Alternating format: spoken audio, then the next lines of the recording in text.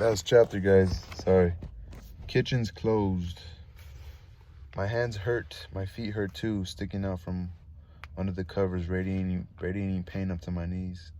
Sunday morning at 8 o'clock, and I'm lying in bed after a King Hal bone-crushing Saturday night at La Hal, making noises too human or no human should ever make. Just getting my Zippo to light takes 3 tries with unresponsive fingers, a few muttered curses. I'm psyching myself up for the long walk to the bathroom. An exercise I will no doubt execute with all the grace and ease of a red fox, and the further challenge of the child-proof cap on the aspirin bottle. I tend to get philosophical on Sunday mornings. It's an activity well suited to my current physical condition. When even lighting cigarettes is difficult, and the chamber pots my brother and I would see in the old house in La Testa de Bouch seems like an attractive and sensible option. I got finally the hands I've always wanted. Hands just like the ones Tyrone taunted me with all those years ago.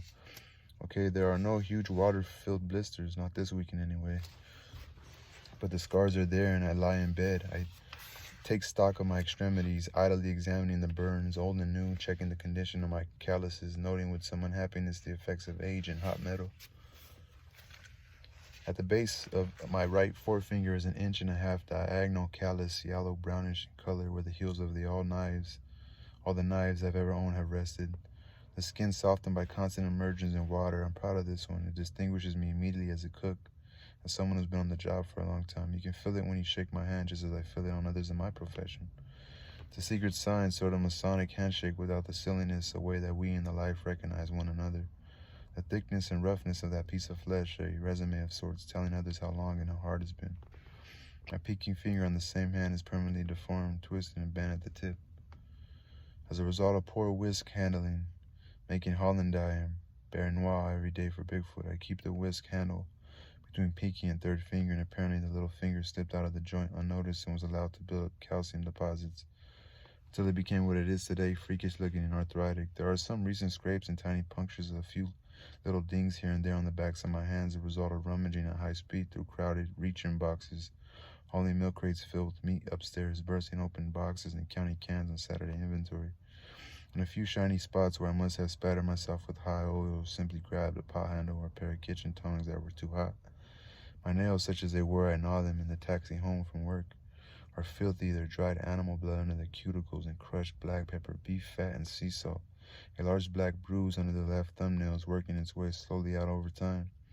Looks as though I've dipped the thumb in India ink. There's a beveled off fingertip on the left. I lopped off that fingertip while trying to cut poblano peppers many years back. Jesus, I remember that one, the face on the emergency room intern as he crunched the curved sewing needle right through the nail, trying vainly to reattach a flap of skin that was clearly destined to become necrotic and fall off. I remember looking up at him as he twisted and writhed on the table, hoping to see the cool, calm, somehow reassuring expression of a Marcus Welby looking back at me.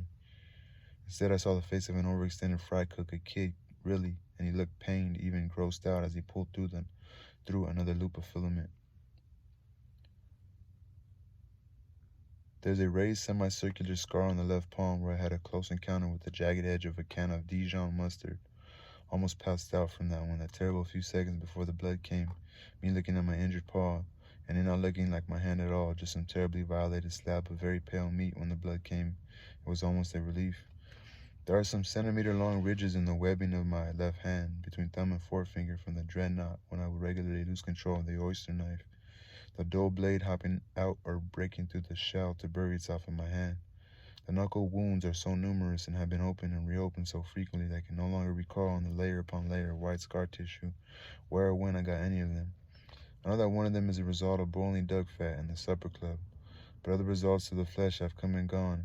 It's like the layers of an ancient city now, evidence of one kitchen after another piled up on top of each other. The middle finger of my left hand at the first joint where the finger guides the knife blade has been nicked so many times it's a raised hump of dead flesh, which tends to get in the way of the blade if I'm whacking vegetables in a hurry. I have to be careful. My fingerprints are stained with beet juice, hot borscht, a soup du jour yesterday, and if I hold my fingers to my nose, I can still smell smoked salmon, chopped shallots, and a hint of Morbier rind. I'm not even going to talk about my feet. It's been 27 years since I walked into the Dreadnought kitchen with my hair halfway down my back. a bad attitude, and a marginal desire to make do a little work in return for money. 26 years since my humiliation at Mario's when I looked up at Tyrone's mightily abused claws and decided I wanted a pair like that.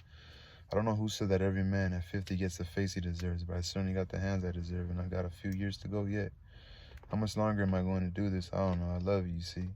I love heating duck confit, saucisson de canard, confit gizzard, saucisson de toulao, pork chine, and duck fat with those wonderful tarbay beans, spooning it into earthenware crock and sprinkling it with breadcrumbs.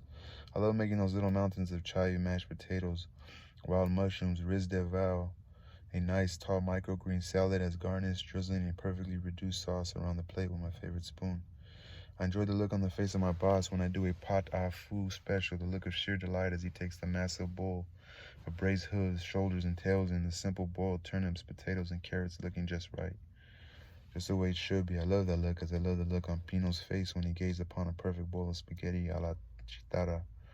The same look when I approach a Scott Bryan daub of beef, a plate of perfect oysters, the gaze of wonder. The same look you see on a small child's face when their fathers take them into deep water at the beach, and it's always a beautiful thing. For a moment or a second, the pinched expressions of the cynical, world-weary, throat-cutting, miserable bastards we all have to become disappears when we're confronted with something as simple as a plate of food. I remember what it is that moved us down this road in the first place. Lying in bed and smoking my 6th or 7th cigarette of the morning, I'm wondering what the hell I'm going to do today. I gotta write this thing, but that's not work, really, is it? It feels somehow shifty and dishonest making a buck. Writing anything is a treason of sorts. Even the cold recitation of facts, which is hardly what I've been up to, is never the thing itself, and the events described are somehow diminished in the telling. A perfect bowl of bouillabaisse, that first all-important oyster plucked from the basin d'Arcachon. Both are made cheaper, less distinct in my memory once I've written about them. But I missed a few other things to describe them inadequately. At the Adventures of the Amazing Stephen Temple, like the Adventures of the Amazing Stephen Temple, or My Day in the Life is less important. Our movements through time and space seem somehow trivial compared to a heap of boiled meat and broth, the smell of saffron, garlic, fish bones, and pernod. Though I spent half my life watching people, guiding them, trying to anticipate their moods, motivations, and actions, running from them, manipulated and being manipulated by them, they remain a mystery to me. People confuse me. Food doesn't. I know what I'm looking at when I see a perfect loin of #1 tuna. I can understand why millions of Japanese are driven to near bloodlust by firm, almost iridescent flesh. I get why my boss grows teary-eyed when he sees a flawlessly executed chowcroute garni. Color, flavor, texture, composition, and personal history. Who knows what circumstances, what events in his long ago past so inspire this rare display of emotion? And who needs to know? I just know what I see and I understand it. It makes perfect sense. La voila, my old Tante Gian used to shout as he limped out to the garden picnic tail bearing a rustic salade de tomates, a fresh baguette, and that cheesy butter I had long since come to love. And every once in a while, I remember in my very spine what those days felt like, smelled like, even sounded like the faraway nee-nah sounds of a distant Black Maria, the rooster's call from the neighbor's yard, the feel of sand between my toes, the draft up the leg of my too short shorts. All it takes sometimes is the sight of a sliced red tomato and some rough cut parsley. I might find myself humming, "These boots were made for walking," a whiter shade of pale, and thinking about those canned chives on the Queen Mary, how they crunched between my teeth. The blissful shock as I realized the soup was actually cold.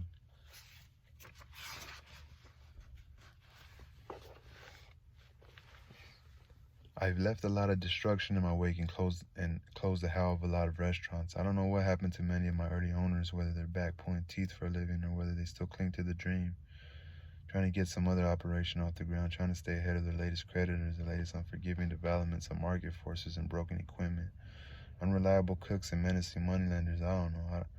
I know I didn't do the best job for some of them, though I did the best I could have done at that time. The cooks who passed through my kitchens, I know where most of them have gone. I'm more likely to keep in touch as I might need some of them again. The brilliant Dimitri has been out of the life for years and doesn't return my phone calls. I don't recall doing anything too bad to Dimitri other than dragging him to New York. But I suspect he doesn't want to get tempted, so I call him with an unusual offer. "Hey, Dimitri, this gig would be perfect for you to be just like old times. They make movies about that, the old bank robbers getting together for one final score. Dimitri knows better than that. He must. My old friend from high school, Sam, is still in the business. He's still bouncing around. He does very nicely catering and doing part-time mercenary work at various bistros around town. Married now to a lovely and hugely talented pastry chef. I see him often. Adam, real last name unknown, has had a steady job at a prestigious caterer for almost 2 years now and seems to be doing very well. Patty Jackson from my Pinot interlude works down the street with a hunky-looking assistant I can well picture her referring to by saying, "Having washed and oiled and delivered to my chambers." Beth, the grill bitch, works for private clients now, feeding Atkins' diet to wealthy jumbos. She eats at La How often and is considered to be a visiting celebrity in my kitchen, especially when she demonstrates some new karate moves and sleeper holds for my odd crew. Manuel, the pasta cook I stole from Pino, and who worked with me at Sullivan's, and during the late night sounds of Steven penetrating his girlfriend, is back in Ecuador, finishing work for his degree in engineering. At La Hall, life goes on as always. The same crew showing up on time every day. Frank and Eddie, Carlos and Omar. You see there's a guy who had a park right next to me, bro. There's so much parking over there. At La Hall, life goes on as always. The same crew showing up on time every day. Frank, Eddie, Carlos, Omar, Isidoro, not Isidro, and Angel, Gerardo, Miguel, Arturo, the two Jaimes, Ramon, and Janine. They're still with me, and I hope they stay with me. My bosses, however, when they read this, will really prove themselves patrons of the arts if they don't can me right away. My wife blessedly has stayed with me through all of it, the late nights, the coming home drunk, my less than charming tendency not to pay any attention at all to her when mulling over prep lists, and labor deployment and daily specials and food costs. A few months back, in a moment of admittedly misguided solidarity with my heavily decorated kitchen crew, I got a tattoo, a reasonably tasteful headhunter's band around my upper arm. Nancy, however, was on record as finding skin art about as attractive as ringworm. She took it not unreasonably as a personal affront. She was mildly pissed off, and still is for that matter, but she still wakes up next to me every morning, laughs at my jokes on occasion, and helpfully points out when I'm being an asshole. The few days a year we spend in St. Martin have been the only times I've ever not been a chef since she's been with me. Squatting under a palm tree, gnawing on barbecue chicken legs, and drinking Red Stripes. There's nothing more important on my mind than what we're having for dinner, the stuffed crab backs or the spiny lobster. And I imagine that for once I behave in some approximate way like a normal person. Tragically, inexplicably, my old sous chef and director of covert operations, Steven, has chosen to leave New York for Florida with his girlfriend.